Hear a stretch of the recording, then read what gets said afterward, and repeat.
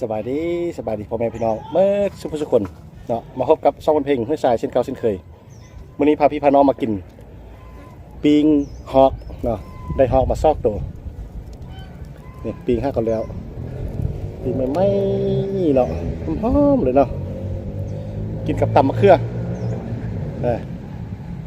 แซ่บๆมากินน้ำกันเด้อทุกคนนี่ได้มาซอกตัวฮอก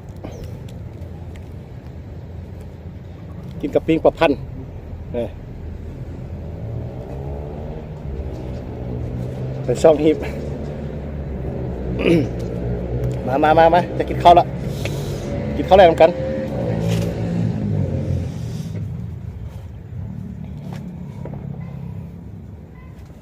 ผักกับบ่มียังไรมีแต่มักแตง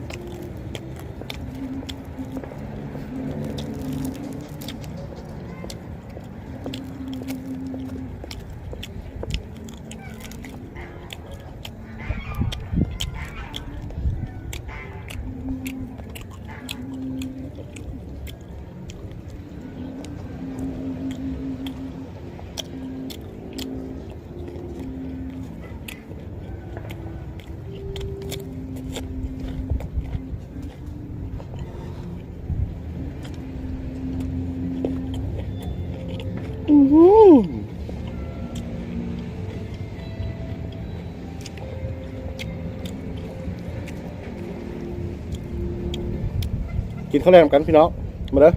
ตำมะเขือปิ้งฮอก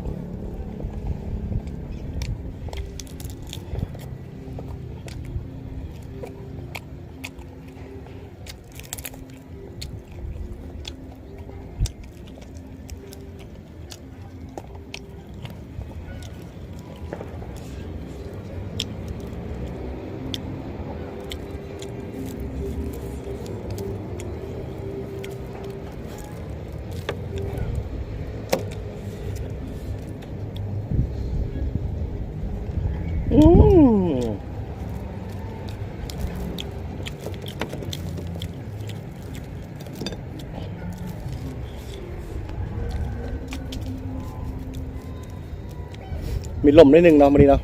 อากาศเย็นขอโทษขออภัยเด้อเนาะได้ยินเสียงเป็ดเสียงไก่เสียงห่านฮ้องทางล่างกราบอย่างนั้นมาเด้อทุกคนกินข้าวแรงกัน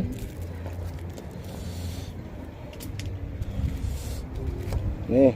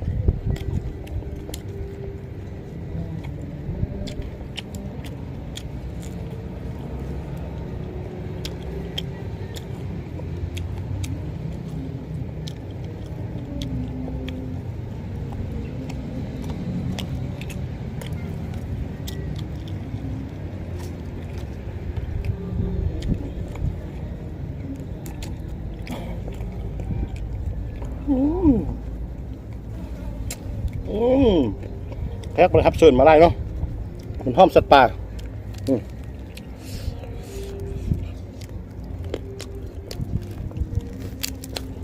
อืม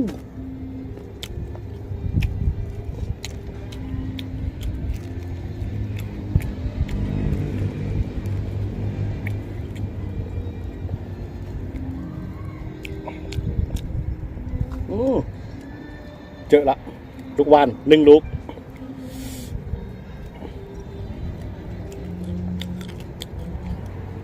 อืม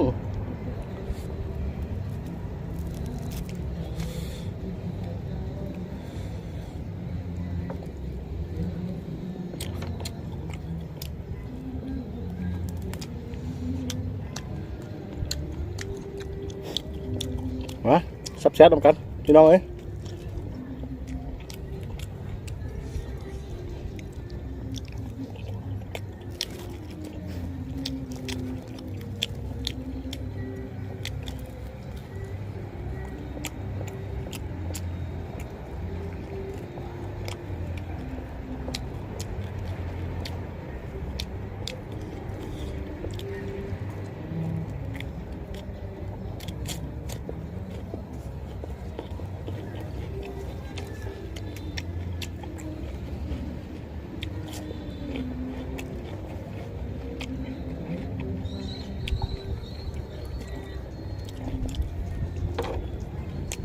อืม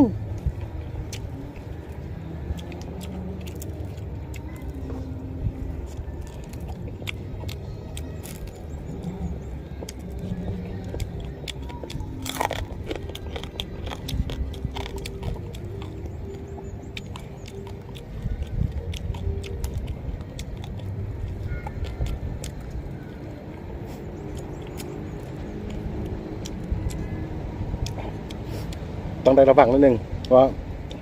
เขาเอาปืนเป็นแก๊ปยิงเนาะเขาบริไตเอามันจะมีลูกวานย่ำไปใกล้กับอะไรนะพี่น้องนี่แซ่บๆนำกันเด้อมาอืม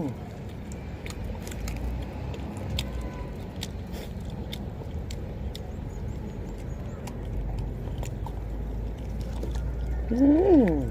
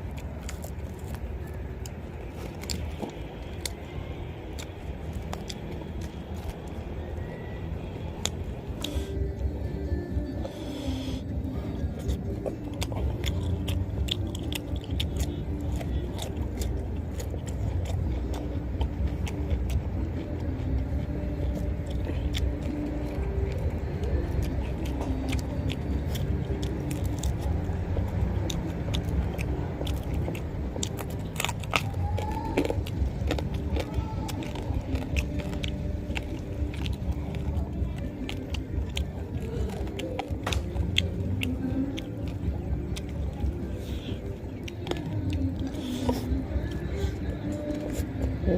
ม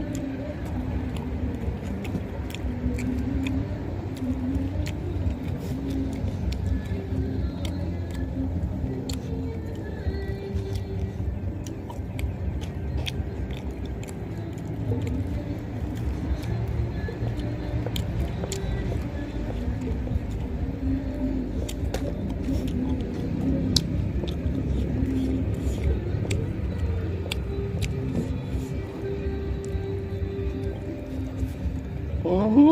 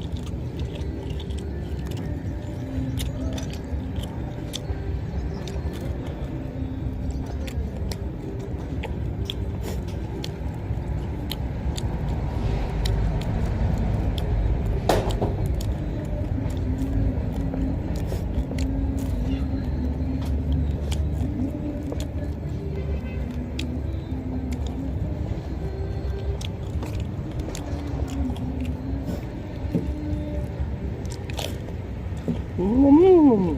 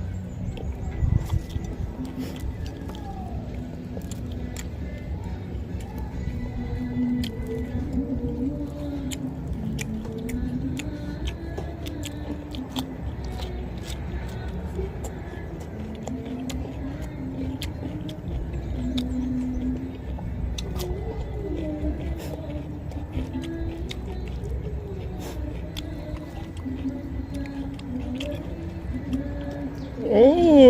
ม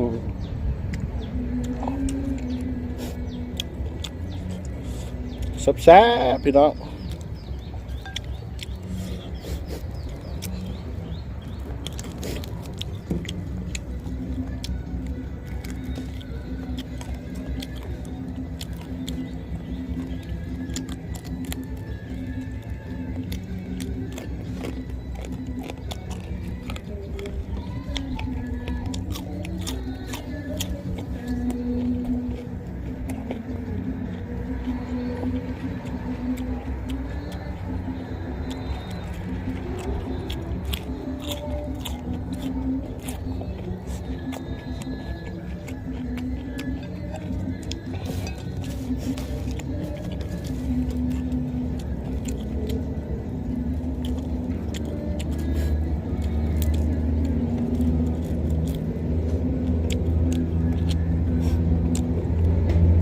เก็บคนเดียวคือเก่าเนาะ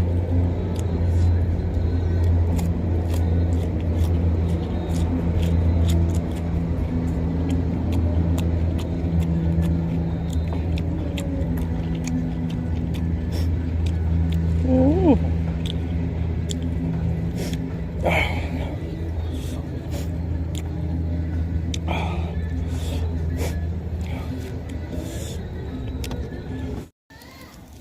แซ่บๆอีกแล้วพี่น้องมาเด้อมาเด้อมาเด้อกินน้ำกันเด้อปิงฮอกปิงฮอกปิงประพันธ์นะได้ประพันธ์มาครึ่งโลกับตัวฮอก2 ตัวไปเวียกท่าฟ้าเมื่อนั้นได้มาประทันเห็ดให้กินข้าก็มาเห็ดกินเนี่ยแซ่บๆ